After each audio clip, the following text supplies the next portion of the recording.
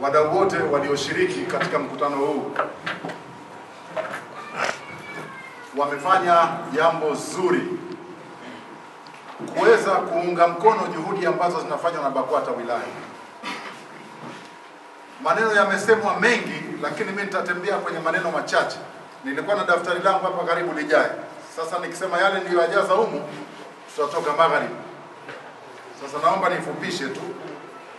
Mmoja, ni washukuru watu wa MPF. Kaka support amekimbia kidogo. Lakini wale waliopo waje wampe salamu. Kwamba tunawashukuru sana tena sana kwa azma waliokuwa nayo wakaigeuza kwa vitendo ya kusema kituo hiki basi BAKWATA ishiriki kukiendesha. Takbir! Allahu Akbar. Hili ni jambo zuri kwa sababu huko mitaani wanatuambia kama tunajenga nyumba moja, ya nini kugombea fito? Sasa wamekabidhi, mimi naomba niwashukuru kwa niaba ya BAKWATA na kuahidi kwamba ushirikiano wetu biidhnillah utakuwa ni mzuri na tunategemea uzae matunda. Lakini la pili, mimi niwapongeze wote nyinyi hapa mliokuwa hapa, umma wa mtume wetu Muhammad sallallahu alaihi wasallam, kwa sababu zifuatazo. Haya mambo ya kitaalamu kidogo yana shida. Kwa sababu zifuatazo. Sisi wote ni waja wa Allah subhanahu wa ta'ala. Ametuumba hivi tulivyo kwa hiari yake na bila mashauriano na kiumbe mwingine yoyote yule. Lakini akatuumba sisi kwa wanadamu. Alafu wanadamu akatujalia ukhalifa kwenye dunia hii. Sisi tuna wajibu wa kumshukuru yeye na kusema alhamdulillah. Asubuhi tushukuru, jioni tunapokwenda kulala tushukuru. Kwa sababu iko ndani ya mamlaka yake.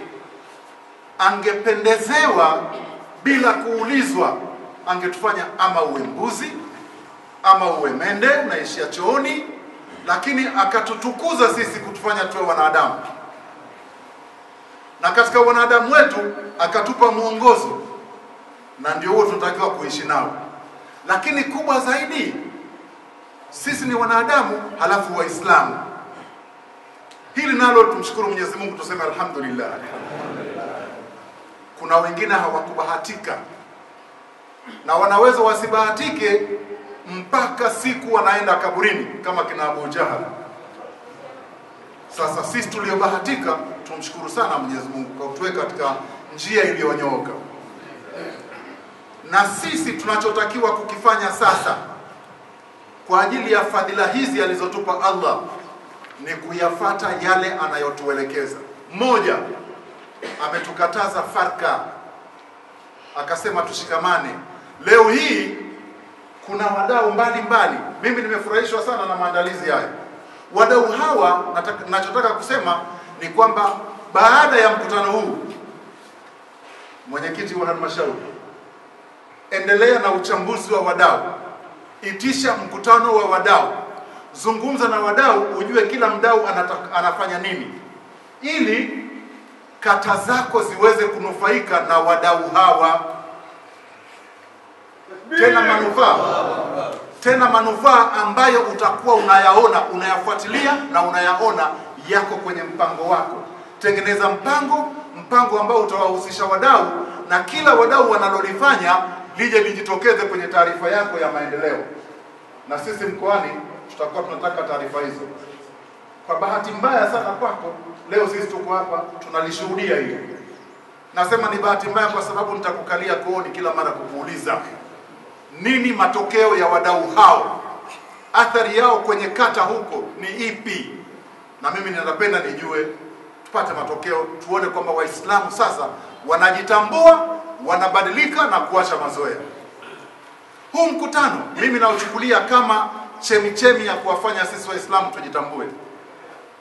Mimi nikiwa kazini, sasa hivi ni mstaafu, nimekaa ndani ya utumishi kwa takriban miaka kama 32. Alafu mimi mtu wa bara bwana, kwetu Musoma. Lakini nimekaa hapa kwa miaka 32 ya utumishi, ukiongeza na mengine nafikiria karibia miaka 40 niko Pwani. Sasa basi na mimi ni mzaramu wa kiaina aina. Ni mzaramu wa kiaina aina. Sasa halafu pwani ndio kuna sema kwamba Waislamu ni wengi. Kwa wingi wetu, na mufti anatuambia tunatakiwa tuoneshe kwamba tunaloweza kulifanya likaleta mabadiliko ndani ya umma kuliko kukaa na kulialia. Sasa rafiki yangu nikiwa kazini akanisimulia, akaniambia hii ni hadithi ya kisa mafunzo.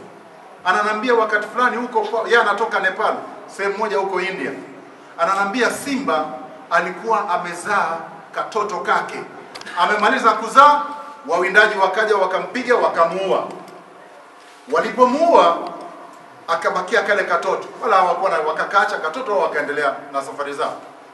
Wakapita swara, wakakaona kale katoto, wakakachukua, wakakabeba, wakakanyonyesha mpaka yule simba akawa mkubwa sasa. Lakini kila mara anatembea ndani ya makundi ya swara. Simba wengine ambao swara ni vitoweo, wakiwaona swara wanakimbia, alafu na yule simba vile vile anakimbia. Simba wakaulizana, huyo simba gani akituona anakimbia? Simba gani yuko miongoni mwa swara? Kwa hiyo walichofanya wale, wakakaa kigenge chao, wakasema ni lazima tumkamate simba yule. Kweli siku ilipofika wakakimbizana na yule simba, hawakushughulika na swara kabisa mpaka wakamkamata. Walipomkamata walichofanya ni kumburuza simba yule, wakampeleka mpaka kwenye dimbwi la maji. Wakamuinamisha kichwa chake aangalie mle kwenye maji. Ndio yule simba alipoangalia akajiona sura yake, akatambua kumbe mimi ni simba. Akaanza kuunguruma pale pale, akajitambua na kubadilika, akaanza kuishi maisha kama ya simba. Sheikh wa wilaya na mwenyekiti wa halmashauri, chukulieni mkutano huu kama vile mumewachukua Waislamu hawa kuwapeleka kwenye dimbwi la maji ili wapate kujitambua. Tuache mazoea. Mashekhe wakipanda kwenye member wakizungumza ama wakitoa waadhi wakizungumza, basi la wala takrabu zina, watu wanakaa wanasikiliza. Wa'tasimu bihablillah, mashekhe wanafafanua, watu wanakaa wanasikiliza kwa makini, na mashekhe wanazungumza kwa ufasaha wa lugha zote mbili, ya Kiarabu na ya Kiswahili, wanaeleweka. Wakimaliza kusema pale, basi wanashuka kwenye member, Waislamu wanawapa mikono. Shekhe, umesema kweli kweli leo. Na wale wenye nafasi wanamkunjia mkono, ambia hii basi itakustiri. Shekhe anafurahi, anakwenda, na wale wanakwenda, yamekwisha.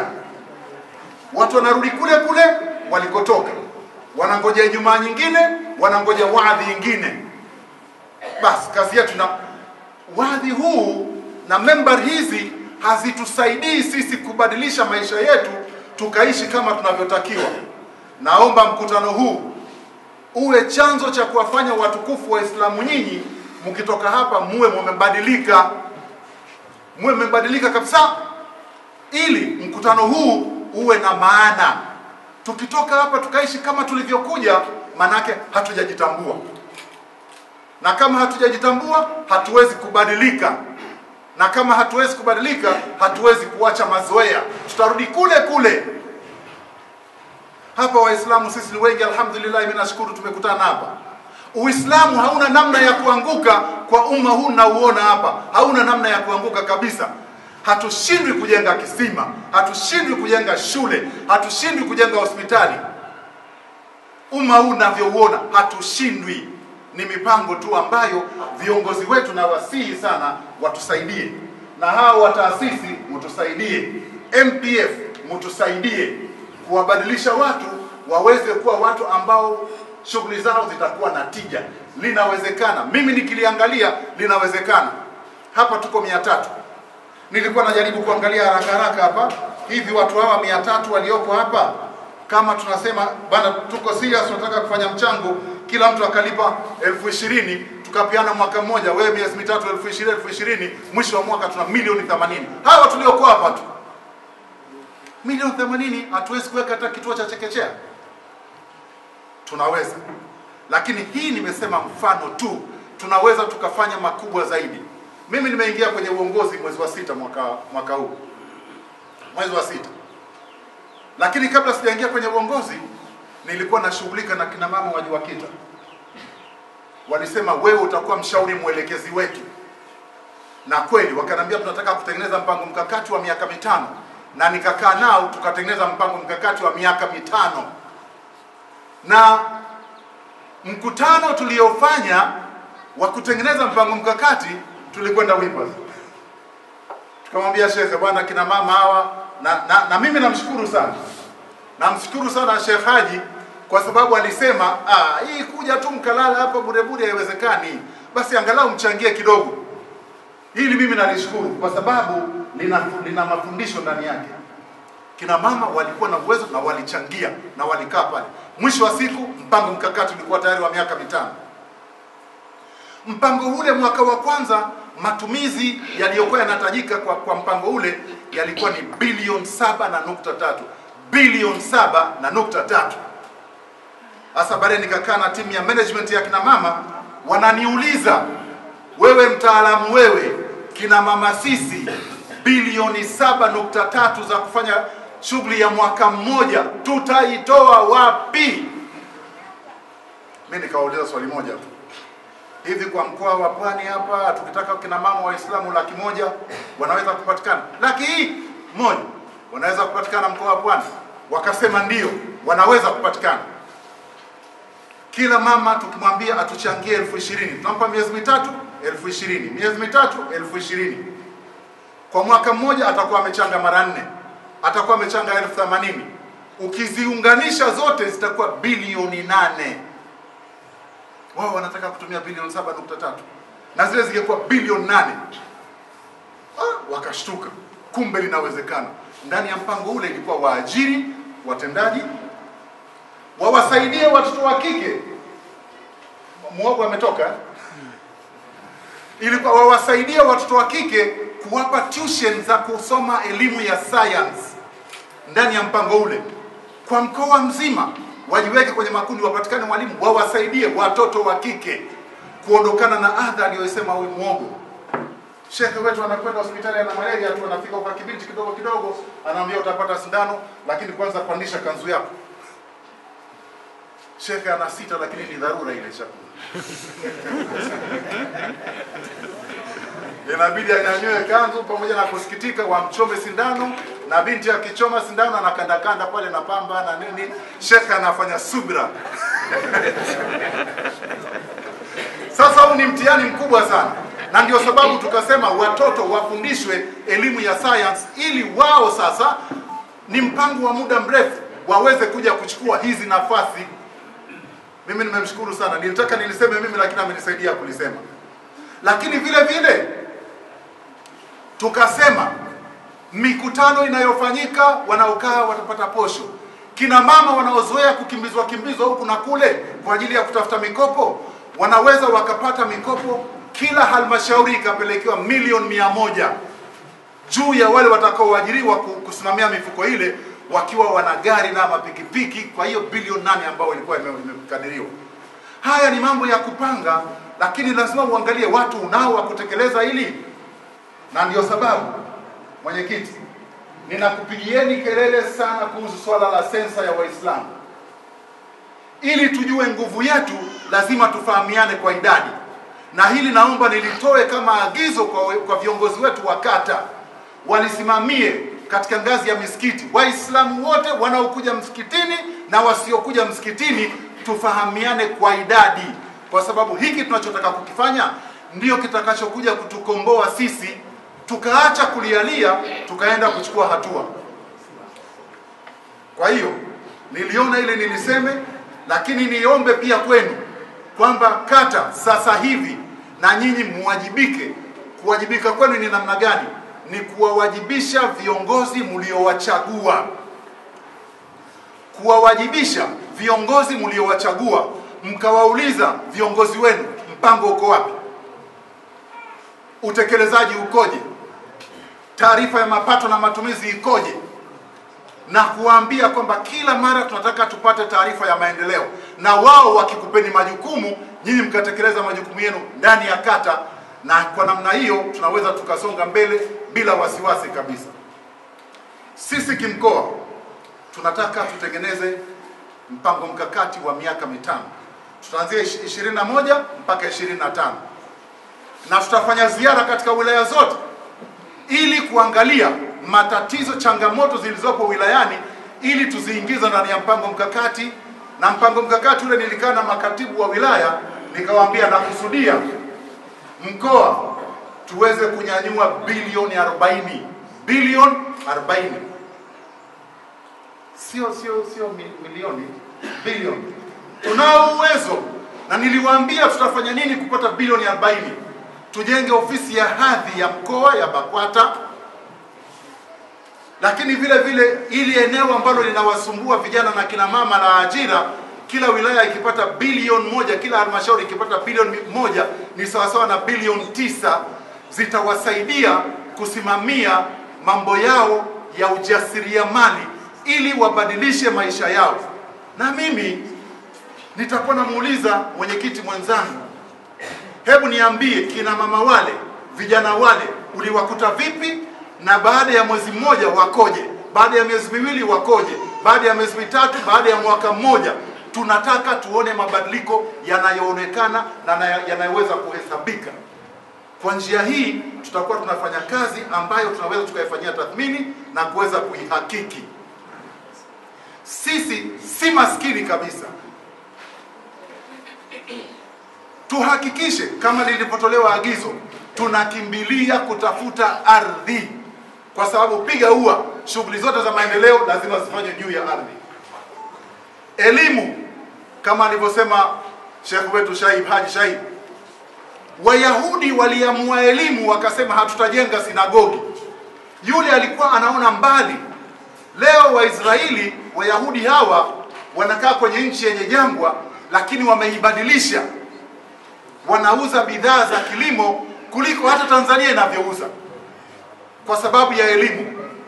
Kwa hiyo na sisi ni lazima tuone namna gani tutajikita kwenye elimu, kwa kutumia hizi taasisi, kwa kutumia nguvu zetu wenyewe na jasho letu. Uwezo huo tunao. Tutafanya nini? Tutafanya vipi? Hawa wadau watatusaidia kutokana na ujuzi walionao, watatusaidia sana. IDF wanashughulika na masuala ya elimu. Kalamu Foundation wanashughulika na masuala ya elimu. WIPAS wanashughulika na masuala ya elimu. Mimi sielewi kwa nini sisi katika elimu tunaonekana tuko nyuma. Kama tuna taasisi zote hizi elimu. Kwa nini tuko nyuma katika elimu? Tumeanza kujitokeza kidogo. Mkoa wa Pwani unatakiwa ung'are. Mimi nimewaambia wenzangu kwenye halmashauri, mkoa huu ikifika 2025 siku tunakabidhi madaraka, ni lazima uwe mkoa kiongozi Tanzania nzima. Kwa yale ambayo tutayafanya. Lakini tutaweza kuwa mkoa kiongozi, hatuwezi kama hatutashirikiana na nyinyi kwenye kata huku, wenye watu, tukaelewana, tukaenda kwa lugha moja. Bila kwenda kwa lugha moja hatutafika mahali tukafanikiwa. Tukikwambia nichangieni 10,000 mchangie, msianze kusema unajua. Hakuna cha kujua. Tunataka mchango, tunasema madhumuni ya mchango ni nini. Uwezo mnao, na ndio sababu kina mama huko vijijini wakitaka kutoa mwali wanakwenda benki kukopa. Hawaendi kukopa benki. Na kutoa mwali gharama yake sio ndogo.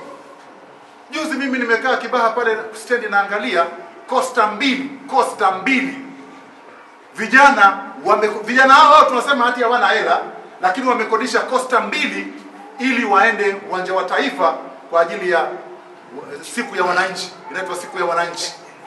Costa 2 wamejaa kule, wanaenda siku ya wananchi. Na wamefaulu, wamekodisha. Kwa sababu gani?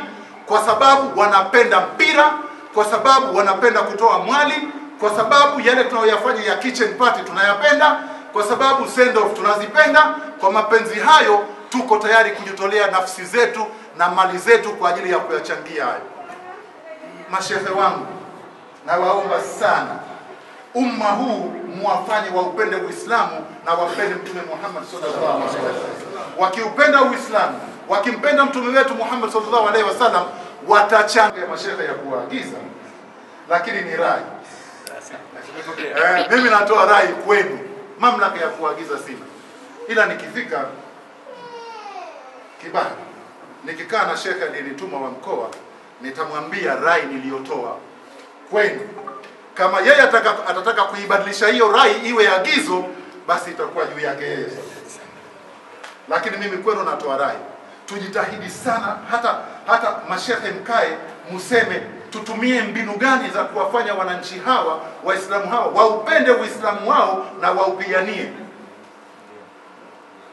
kwa sababu wakipenda wanachangia vitu vingine vingi tu vya ovyo wanavichangia. Wakisema ati kapu la mama wakianza kulichangia utachanganyikiwa kabisa. Na wakienda sikio, huyu kabeba kijiko, huyu kabeba mwiko, huyu kabeba kanga, ati wanakwenda kumtuza sijui nani, wanamtuza bibi harusi, wakimaliza wanamtuza mama harusi, wakimaliza wanamtuza baba. Wamechanga kidogo, wamefaulu. Kwa nini? Kwa sababu wanapenda. Na tukimpenda Muhammad sallallahu alaihi wasallam, sisi tutajitolea kwa hali na mali. Sasa mimi nilisema ningoje niyasikilize ya wadau, alafu ndio nitembee humo kwa yale ambayo wamesema wadau. Na kama nilivyosema mwanzoni, kama nikipata uwanja naweza nikasema mpaka magharibi, lakini sasa niishie hapa ili tupate nafasi ya kwenda kwa swala na kufanya mambo mengine, kwa sababu bado tunao mkutano mkuu. Kwa hiyo tunapoachana, na waomba sana mwenyekiti, mkutano wa wadau na kujenga timu ya wadau Kisarawe, hakikisha umefanyika. Na mimi nitalifuatilia hili, ili wadau wote wakikutana waweze kusema mdau mimi nitafanya hiki. Mdau huyu wa elimu na mdau huyu wa elimu wanagongana, nani afanye nini amwachie mwenzake. Hili ulifanya. Lakini la pili, wadau muhimu ni pamoja na Waislamu wenyewe. Hakikisheni katika mkutano wenu wa wadau wanashiriki viongozi wa wilaya wa kata hawa, ili yale watakayoona pale wayarudishe kwa wananchi kule. Na hii sasa ni rai tu. Tulikuwa huko nyuma tuna tabia ya kuwa na maulidi ya mkoa kila mwaka ya mkoa.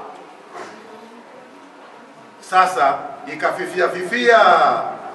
Mimi nimekuja kwenye madaraka, nauliza, naambia bwana, unajua hii imeshahamishiwa wilayani, na wilaya ikifanya inafanya tena hivi ovyo. Mimi nikasema ni lazima turudishe hadhi ya maulidi ile ya mkoa.